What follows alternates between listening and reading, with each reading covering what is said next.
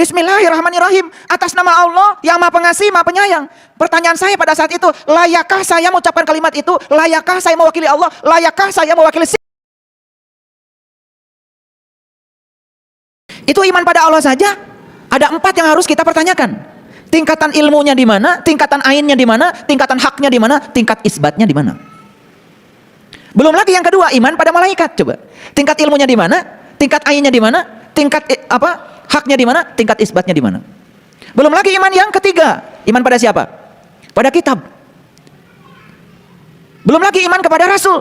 Belum lagi iman pada kiamat. Belum lagi iman pada qadar dan qadar. Semua kalau dipertanyakan, gusar kita. Dan karena tidak dipertanyakan, kan santai saja. Makanya ada orang datang ke rumah saya. Dia bilang sama saya, "Bapak, alhamdulillah saya dari kecil sampai sekarang saya tidak pernah tidak tahajud walau semalam." Keren Bapak. Dan setiap saya tahajud, saya pasti baca Quran. Tambah keren lagi. Gimana sekarang? Bapak bahagia? Saya tenang. Lalu saya bilang, beda ya dengan saya. Saya kalau baca Quran itu bukan tenang, berdebar-debar di sini. Dan ternyata menurut ayat Quran dikatakan orang beriman itu justru kalau dibacakan tanda-tandanya Allah, dibacakan ayatnya Allah, bergetar kalbunya.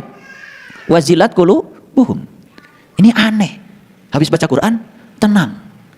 Sedangkan saya kalau baca Quran, bergetar kalbu saya.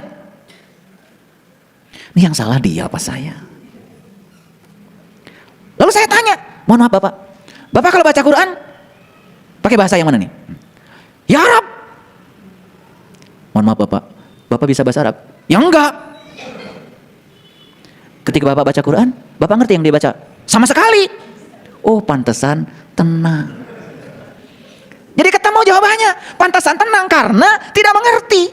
Ibaratnya kita dapat surat dari anak, anaknya kecelakaan, suratnya pakai bahasa Rusia. Dan kebetulan kita ngerti bahasa Rusia. Begitu dapat surat, dibaca, bahkan disampaikan ke tetangga. Ketika ditanya, apa Bu beritanya? Bahasa Rusia. Ya isinya apa? Nggak tahu. Tenang nggak kira-kira? Tenang. Itulah bedanya kalian dengan saya. Maka kalian harus baca Quran, yang nggak ngerti itu tenang. Beda nggak? Kenapa kalian ketawa?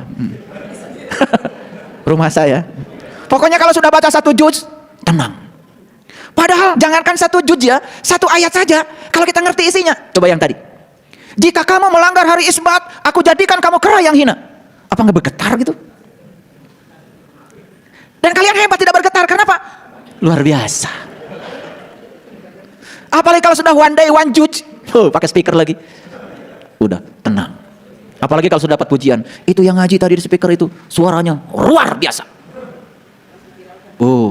Tenang. Saya baca Bismillahirrahmanirrahim saja, pernah pada situasi saya tidak punya kemampuan, saking malunya. Bismillahirrahmanirrahim. Atas nama Allah yang Maha Pengasih, Maha Penyayang. Pertanyaan saya pada saat itu, layakkah saya mengucapkan kalimat itu? Layakkah saya mewakili Allah? Layakkah saya mewakili sifat Rahman dan Rahimnya Allah? Malu saya. Sampai pada tingkat saya tidak punya kemampuan mengucapkan kalimat itu. Beda sama kalian ya. Baca Bismillahirrahmanirrahim, mau masak Bismillahirrahmanirrahim, mau ke pasar Bismillahirrahmanirrahim, betul? Nyampe pasar marah-marah. Ketika dinawar, pelitnya auzubillah. Betul nggak? Iya. Saya suka bilang sama istri saya, ke pasar ya, ayo. Tapi tolong ya, jangan nawar. Saya suka kasihan gitu kalau ditawar kebangetan. Betul nggak? Orang nanam jagung itu udah capek, mupuknya kayak apa. Betul nggak? Iya. Berapa 1 kilo? 6.000. 6.000 itu sudah dapat 4-5 jagung. Bayar, buru-buru bayar. Ini masih ditawar lagi. 4.000 gimana? Padahal waktu berangkatnya Bismillahirrahmanirrahim. Nggak kurang ajar itu. Jadi saya cuma aneh aja lihat orang-orang yang nekat-nekat model gitu. Pokoknya apapun yang dikerjakan Bismillah. Iya. Bahkan ngantor Bismillah juga. Bismillahirrahmanirrahim. Nyampe kantor, wah kayaknya ini nggak ada yang tahu nih. Ini duit ini nggak ada yang tahu nih. Kayaknya bisa dibawa ke rumah. Bismillah sih Bismillah. Atas nama Allah, saya nggak ngerti Tuhan yang mana yang di atas namakan itu. Kan kurang ajar itu. Sebenarnya kurang ajar itu nggak enak bahasa itu. Tapi termaksa saya ucapkan. Sebenarnya yang enak itu adalah kurang belajar. Cuman terlalu sopan itu. Jangan-jangan nggak ngerti juga. Oke lah, kita lanjut lagi ya. Ini sambil belajar mentertawakan diri sendiri. Ini topiknya sih tidak terlalu berat sebetulnya kuliah hari ini. Cuman saya ingin mengajak kita, cobalah setiap statement saya ini coba tujukan pada diri kita sendiri. Karena selama ini kan selalu tujukan pada orang lain. Mari kita lihat ayatnya karena sudah nampak nih. Ini ayat ini saya kira tidak asing, semua orang sudah baca. Bahkan yang one day one juz baca Qur'annya pasti kelewat ayat ini. Padahal ini juz pertama bukan? Oke, kita lihat. Wa minan nasi may yaqulu amanna billahi wa bil yaumil akhir wa ma hum bimumin. Di antara manusia, di antara manusia nih. Berarti tidak semuanya. Tapi sebagian besar. May yaqulu amanna billahi wa bil yaumil akhir wa ma hum bimumin. Ada yang mengatakan kami beriman kepada Allah dan hari kemudian, padahal mereka sesungguhnya bukan orang yang beriman. Ini Quran. Nah, ketika saya dulu membaca ayat ini, langsung saya tujukan pada diri saya. Saya sadar dari kecil saya diajarkan agama saya Islam, dan dari kecil saya diajarkan oleh orang tua saya harus mengaku sebagai orang yang beriman. Dan rasanya bagi saya ayat ini tertuju bagi saya. Jangan-jangan saya sampai hari ini baru mengaku beriman. Sehingga timbul pertanyaan pada diri saya, kapan kalau begitu saya akan mengawali iman? Kan begitu. Sama nggak ibu bapak dengan saya belajarnya gitu? Ada nggak pertanyaan? Kapan akan mengawali iman? Ada nggak gitu?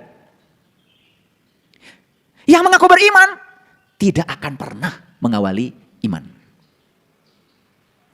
Yang akan mengawali iman adalah mereka yang menyadari bahwa dari kecil saya diajarin ngaku iman. Kapan iman saya? Pasti akan mencari supaya dapat iman. Mulai dari tingkatan yang awal, ilmu yakin. Masuk tingkatan kedua, ainul yakin. Masuk tingkatan yang ketiga, hakul yakin. Masuk tingkatan yang keempat, isbatul yakin. Jadi kalau cerita iman yang isbatul yakin, itu sudah bukan kata orang, bukan apa kata kitab, bukan apa kata hadis, bukan kata siapa-siapa, tetapi kata saya, karena saya sudah mengalaminya sendiri. Disitulah pentingnya pengalaman, yang disebut dengan pengalaman spiritual. Malam yazuk lam ya'rif, yang gak ngalamin gak akan paham. Ada air di gelas ini, yakin? Yakin? Yakin apa tidak? Lihat dulu. Gimana sih? Main yakin-yakinan aja. Saya bilang ada air di gelas ini. Harusnya lihat dulu. Kalau kita cuma mengatakan yakin ada air di situ, karena yang ngomong saya itu baru ilmu yakin. Itu baru informasi. Itu baru kata saya. Jangan percaya sekalipun yang ngomong saya. Layak untuk tidak dipercaya. Begitu ke depan ke sini, oh iya, ada air. Itu baru pada tingkatan ainul yakin. Kenapa Anda yakin? Kalau di sini ada air, kan sudah lihat. Tahap pertama baru sebatas informasi, di gelas ini ada air. Tahap kedua sudah lihat, kalau di gelas ini ada air. Bahkan bisa cerita sedikit, airnya warna putih, suhunya sekian, udah mulai lebih kenal lagi. Tingkatan yang ketiga, hakul yakin apa? Minum. Ini air apa? Bener gak ini air minum? Mineralnya berapa? Bener gak mineral? Jangan-jangan sudah pakai reverse osmosis, mineralnya sudah ditiadakan. Sampai detil-detilnya tahu, itu hakul yakin. Berulang kali meminumnya sampai pada tingkatan isbatul yakin. Sampai situ nggak iman kita? Ya dicek. Iman pada malaikat. Mulai bertanya lagi. Nanya nggak kalian? Nggak pernah nanya. Apa sih malaikat itu? Etimologinya seperti apa? Dari kata dasar apa? Pernah nggak gitu belajar?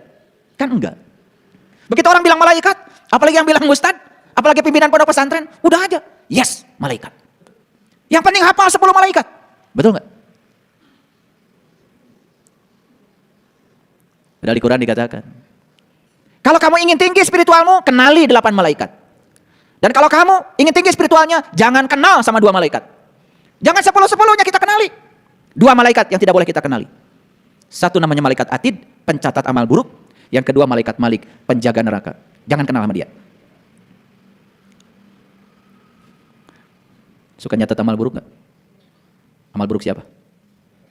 Orang lain. Siapa yang nyatat? Dicatat di mana? Di mana catatnya? Si Anu, keburukannya Anu.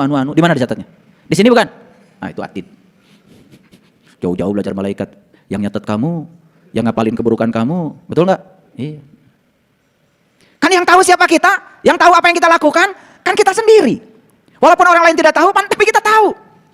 Coba, pernah nggak begitu? Ini praktek. Ada Atid nggak dalam diri kita? Ada nggak? Ada. Ada malaikat Malik milik. Milik itu ego. Ego berarti aku. Betul nggak? Silahkan, kembangkan egomu. Menderitalah hidupmu. Maka tubuhmu akan jadi neraka. Dijaga malaikat Malik.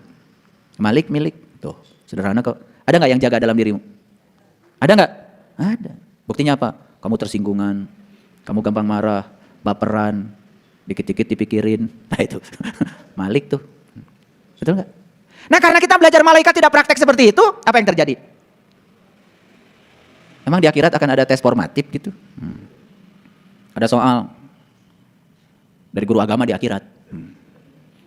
Syarat masuk surga harus hafal 10 malaikat. Ada cerdas cermat sebelum masuk surga. Sebutkan malaikat penjaga surga. Ridwan. Masuk surga enggak? Masuk surga enggak? Kejadian itu aja belum tentu ada. Ridwan itu artinya ridho. Tubuh kita bisa menjadi surga kalau kita ridho. Kejadian sebesar apapun, kontradiksi sebesar apapun, kalau kita ridho, gak jadi masalah. Menjadi masalah ketika ridho. Jadi ridwan itu bukan dihafalin, praktekkan dalam hidup. Supaya kita ridho, kan gitu sebetulnya. Betul apa tidak? Tuh, makanya kalau ingin naik spiritualnya, praktekkan 8 malaikat. 1 malaikat, malaikat apa? Urutannya yang betul, malaikat apa dulu? Jibril. Urutannya yang betul. Kalau ingin naik kesadarannya, urutan malaikatnya harus betul. Malaikat siapa dulu yang pertama? Ridwan, ngarang aja. Pertama yang harus diaktifkan dalam diri kita adalah malaikat munkar nakir. Itu step awal. Apa sih tugasnya munkar nakir? Munkar dan nakir adalah malaikat yang bertanya di dalam kubur. Mana kuburan? Nih kubur. Siapa yang terkubur? Ya dirimu, jiwamu. Jiwa itu harus kenal pada Allah dan Rasulnya. Makanya ditanya, siapa Allahmu, siapa Rasulmu? Yang satu ditanya munkar, yang satu ditanya nakir. Di sini. Ada nggak yang nanya? Ada yang nanya? Itu segitu gede suaranya kalian nggak pernah dengar. Karena kalian itu sudah miskonsepsi tentang itu. Karena kita tahunya munkar dan nakir itu nanti katanya di kuburan. Begitu kita dikubur udah mati ditanya malaikat, siapa Tuhanmu? Siapa Rasulmu? Gitu. Gak ada kerjaan. Orang-orang mati ditanya-tanya. Yang hidup aja ditanya belum tentu bisa jawab. Ya kalian gak pakai mikir kan? Karena gak pakai mikir. Yang kayak gitu ya dianggap keyakinan. Kuburan tuh di sini nih, lihat kuburan, ini kuburan. Kan suka tanya di sini, siapa diri saya? Dari mana saya asal? Kemana saya harus kembali? Apa tugas saya di sini? Pertanyaan tentang diri itu pertanyaan tentang Tuhan. Makanya harus kita kenali 2, 1 Allah, 2 Rasulnya. Siapa yang bertanya? Jiwamu. Makanya syahadatkan asyhadu alla ilaha illallah wa asyhadu anna Muhammad. Siapa yang bersyahadat? Jiwa. Pada siapa? Pada Allah dan Rasulnya. Maka malaikatnya 2, munkar, nakir. Tanya tuh guru agama yang ngajarin munkar nakir di sekolah. Kenapa dikubur 2-2an malaikat? Emangnya kalau satu ketakutan gitu malaikat? Karena saya pernah tanya dulu di pesantren sama guru saya. Itu malaikat nggak ada kerjaan pengen berdua-duaan di kuburan, saya bilang. Alhamdulillah saya diusir dari pesantren. Ya modelnya begitu, kalau nanya-nanya kritis sedikit pasti diusir. Kalau nggak bisa menjawab pasti marah. Itu model guru di kita begitu. Kalau ditanya nggak bisa jawab pasti marah. Dengan otoritasnya usir. Main usir, pendidikan macam apa kayak gitu. Kalau di sistem pendidikan ada hukuman, itu bukan sistem pendidikan, itu penjara. Orang yang sedang kegelapan dikasih hukuman, itu sama dengan kegelapan dikasih kegelapan. Sistem pendidikan apa yang semacam itu? Apa yang diharapkan oleh kita? Anak kita nakal di sekolah, kalau nggak nakal nggak akan disekolahkan. Dipanggil ke sekolah saya, anak bapak nakal di sekolah, mun bager mau disekolahkan. Pangna dititipkan di sekolah, ada anak saya nakal, tolong ajarkan sama bapak ibu. Sekolah bisanya menghukum. Kalau anaknya baik disebut baik. Kalau anaknya tidak baik itu karena salah kaprah di sekolah. Harusnya murid itu adalah guru. Makanya guru itu belajar dari murid, jadikan muridnya jadi guru. Itu salah kaprah karena dia menganggap dirinya guru, lalu semua muridnya itu dianggap bawahnya dia. Padahal semua murid itu tamu agung yang datang ke semesta untuk jadi dirinya sendiri. Ini ngerti apa enggak saya bicara? Lanjut ya. Sampai mana tadi? Kenapa berdua-duaan? Lah iya. Yang harus kita tahu 2, 1 Allahnya, 2 Rasulnya. Makanya pertanyaan di kuburan ini 2, 1 munkar, 2 nakir. Keren nggak? Nah kalau sudah bisa menimbulkan pertanyaan dari munkar dan nakir di sini, karena malaikat itu di Quran dikatakan tidak ada di luar dirimu, malaikat itu ada dalam dirimu. Ada orang yang datang ke rumah saya, ya sosok agama biasa, mulai itu melihat ada foto di dinding, komentarin, nggak boleh pak ini, ada gambar di dinding. Malaikat rahmat tidak masuk ke rumah bapak. Terus apa lagi? Ini ada lagi, ada patung lagi pak. Ini malaikat tidak akan bisa masuk ke rumah Bapak. Saya bilang, alhamdulillah. Semoga malaikat pencabut nyawa gak masuk-masuk ke rumah saya. Kan seumur saya jadi panjang. Makanya saya membanyakin patung di rumah saya, biar malaikat pencabut nyawa gak datang ke rumah saya. Gak pakai otak ngomong. Itulah kadang-kadang. Mulut kita udah terbuka, sementara mata kalbu kita masih tertutup. Pengetahuan kita masih dangkal, sudah mulai menjas orang. Itu penyakit kulit namanya. Dan itu menyebar penyakit itu. Ya, sangat berbahaya. Kalau nggak tahu diam aja. Ya, baru tahu namanya aja. Ya, baru pesantren 3 bulan besok udah pakai sorban. Jadi urutan malaikatnya juga kalian udah salah. Coba sebutkan urutan malaikat yang betul supaya kita kesadarannya naik. Tadi ngaco. Ada Ridwan, ada Jibril, suka-suka aja. Urutan pertama adalah malaikat munkar, nakir. Selanjutnya apa? Nah, setelah munkar dan nakir, kan ada pertanyaan dalam diri saya, ingin tahu sejatinya diri saya. Leluhur kita di tanah Jawa sudah bilang, kalau kamu ingin tahu siapa sejatinya diri kamu, kamu harus kembali ke rahim ibu.